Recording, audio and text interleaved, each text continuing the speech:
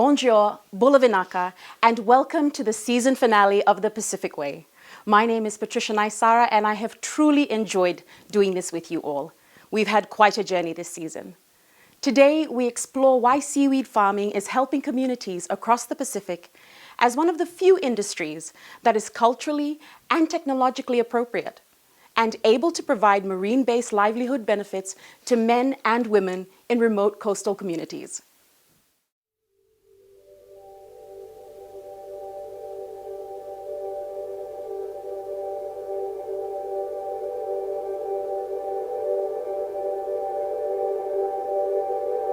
Seaweed provides the opportunity to take a holistic approach to health promotion.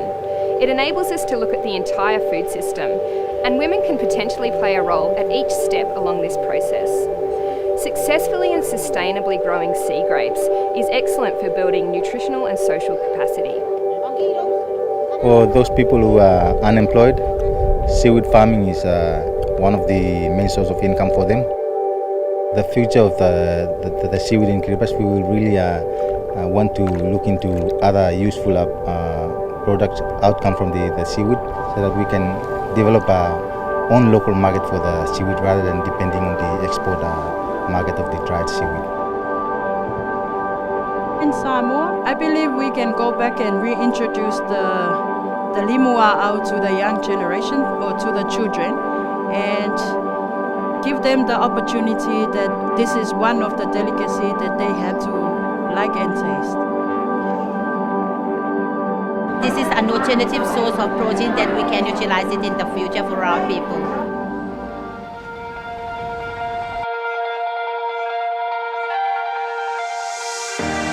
A lot of the Pacific Islands have gone from their local traditional diets to more Western style of eating, and we're consequently seeing those health effects. We need to try and encourage those populations to go back to the local foods, and seaweed is the perfect way to do that.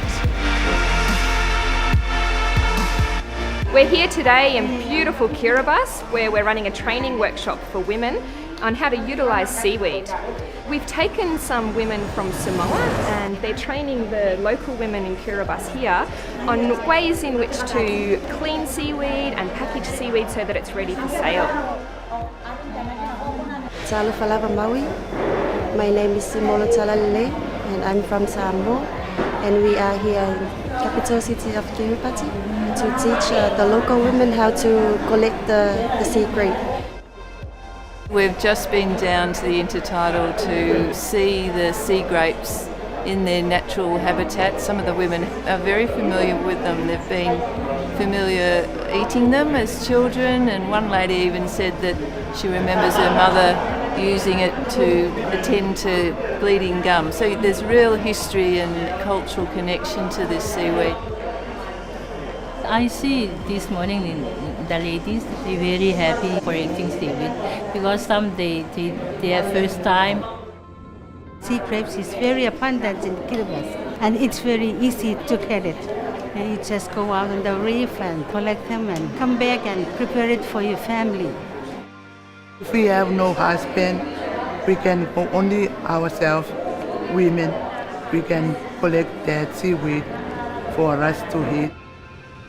From our side, it's been a very exciting workshop to be a part of, because you can sense the enthusiasm from the participants, what they're learning and the harvesting and the processing, and then also when they've taken that processed seaweed out to the market, to the village place, interacting with customers, coming up, asking them questions about, can we eat it, how do we eat it, how do we prepare it, how much can it feed my whole family? All these really insightful bits of information that they'll be able to take and use to develop this new industry in the country.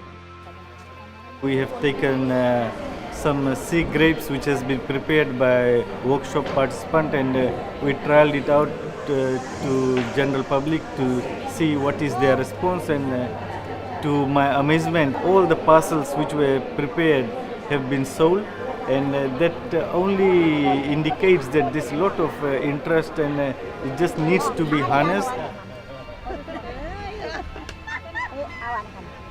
It's good too for the family, for the minerals, to make ourselves healthy.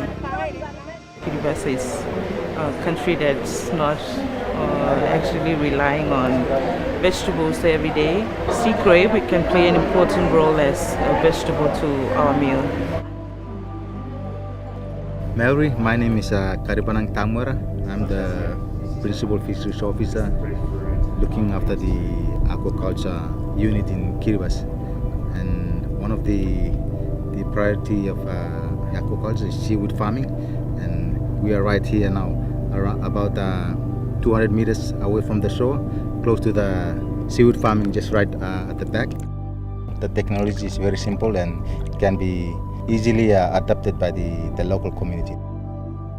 My name is Tamero, and I'm a seaweed farm, and I'm working on the line now to let the line green, to always make sure that the line green and the seaweed are attached with it. The seaweed is growing very fast, so it only gives me a short time, within less than 3 weeks, and then I can have money. It's not a very hard job for you. It's very important for me because I can sell the seaweed to the CBP here and earn money, and I can use that money for my family. I think that is a very good job. Most of the work that we've been doing in the project is with villages along the coastline, but at some point that space is going to become limited, and the next frontier for seaweed farming in places like Kiribati and across the whole Pacific is to go out into the ocean in sea cages such as you can see behind me. This is the first example of sea cage farming of seaweed in Kiribati, and I'm sure it won't be the last for the Pacific.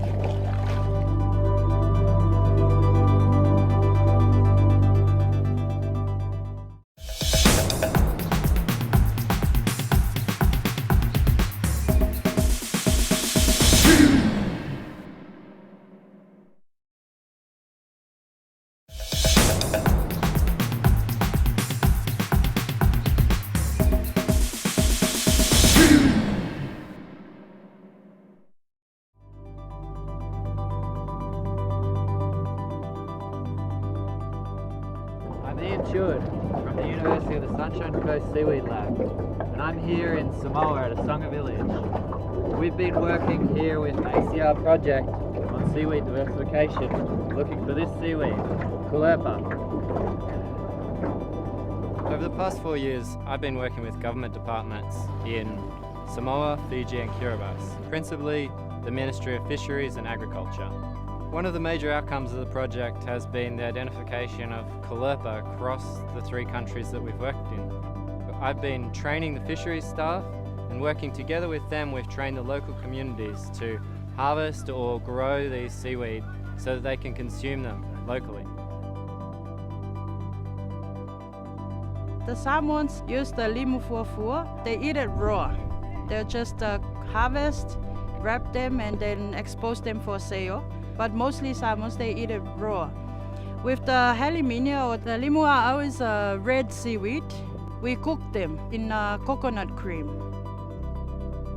Here in Samoa, there's a lot of changes going on about the limu.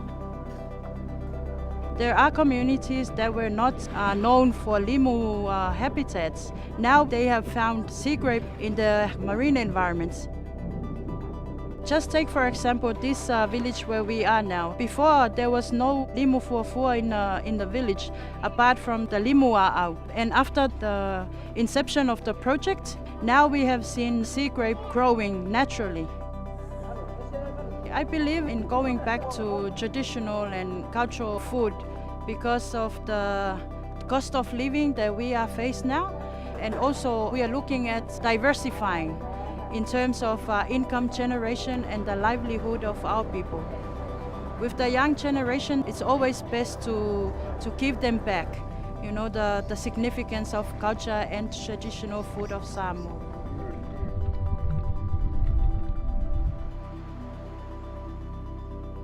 My name is Deborah Sandranu. I'm the Managing Director of the Essence of Fiji Group.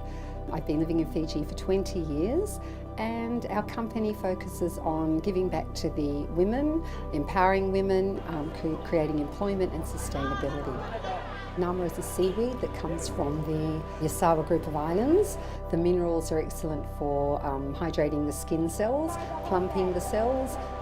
Nama also reduces redness, rosacea and cuprose, which is very, very common in facial treatments. We created the product to use in our academy for beauty and spa training, and we are also now manufacturing skincare products to export globally. So that's very exciting for Fiji and very exciting for the women of the Yasawas, remembering that everything goes back to them. For me, what's exciting about seaweed is that this is a product that we don't necessarily know a lot about in terms of consumption patterns, and the fact that it could have an impact on someone's diet in an area where we have so much diet-related disease is really exciting. Taste of sea grapes is nice. It's also crunchy. It's crunchy, and toward the end of it, you can taste it's a bit spicy. It tastes really salty, rich taste. It's unique today. We were using the toddy, which is the sap from the coconut tree. It's really nice when you put together with other ingredients like coconut cream, lemon, onions, and tuna flakes. It really tastes awesome. The thing I'm excited about seaweed is that it can really help our economy. It contains a lot of health benefits that can help with our well-being. The training on the sea grape here is a very important one because it's also part of our vision in reducing poverty, maximizing benefit from our resources, and through this sea grape training, it could provide women more opportunities in how to utilize the sea grape. Because of the workshop they have learned, now they're going to put it on their table and also teach their communities to use it. Nama, limu fuafua, grape antari, no matter what you call it, sea grapes are a delicious part of Pacific Island culture and a great example of how versatile seaweed is for remote communities. Today, seaweed is the world's largest marine crop, yet it's almost exclusively produced in Asia. Yet right now there's a real surge of interest in Australia and other Western countries as we look for new ways to sustainably feed the planet.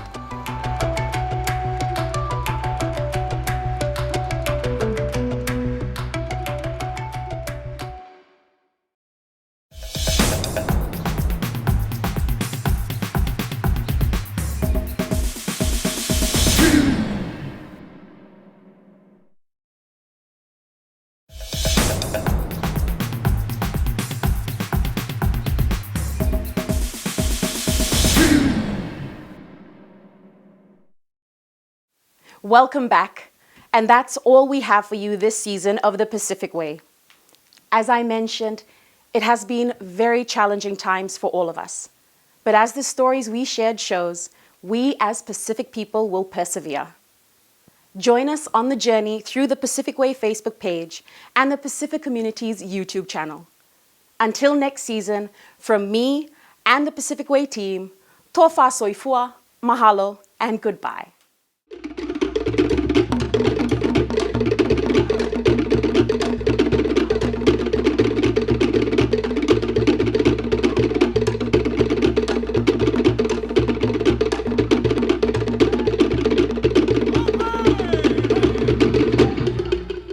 First one was a churro, and followed by that was a drum dance by the men, which is composed and dedicated for the island of Puka Puka, because we have two groups of islands, the Northern Islands and the Southern Islands, and this particular number was composed for that particular island, Puka Puka, which is closer to Samoa, and their dialect is very, very similar to the Samoan dialect. So it's quite interesting that how our people traveled and voyaged during those days.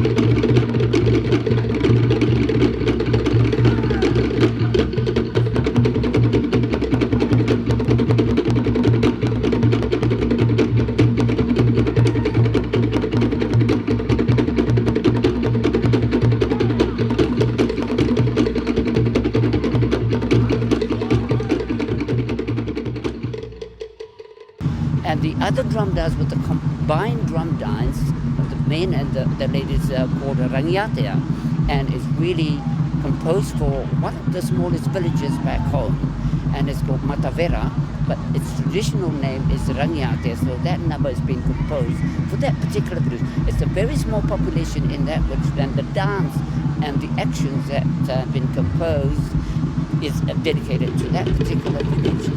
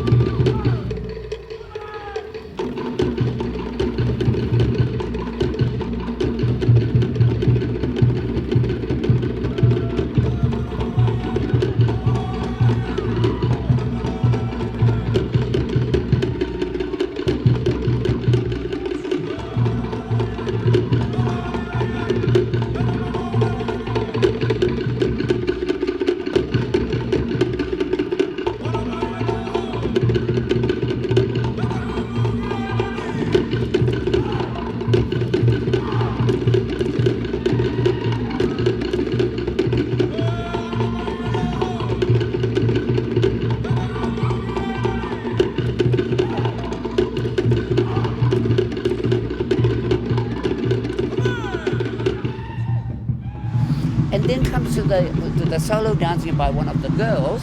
As I mentioned during the show, each year, every end of April and into May, we compete. We collect dancers, we interview dancers, we audition dancers, and they compete from the little ones, the age 10 to 14, different age groups. But we brought the two top dancers, with the male dancer 2016 and the female dancer 2016 with us, and we're just fortunate to bring the top dancers with us to share. So during that dance, and how the judges pick the top dancers is they do all different stuff. They have different categories they will look at. It's the choreography, the presentation, the dance itself, and the technical expertise, and the whole presentation. Within 2 or 3 minutes, they perform on stage the slow and the fast beats.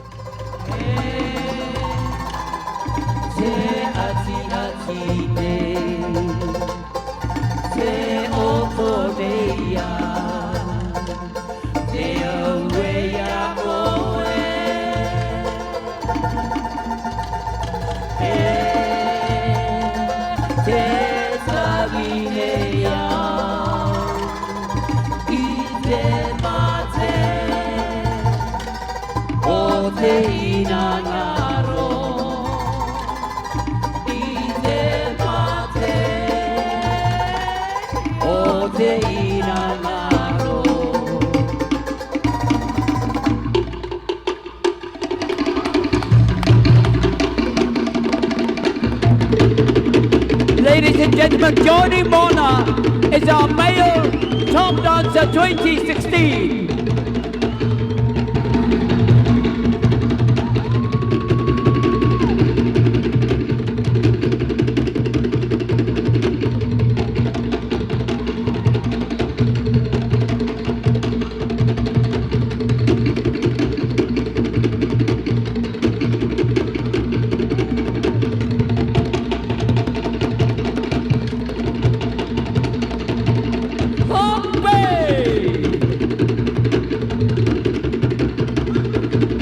Get it on,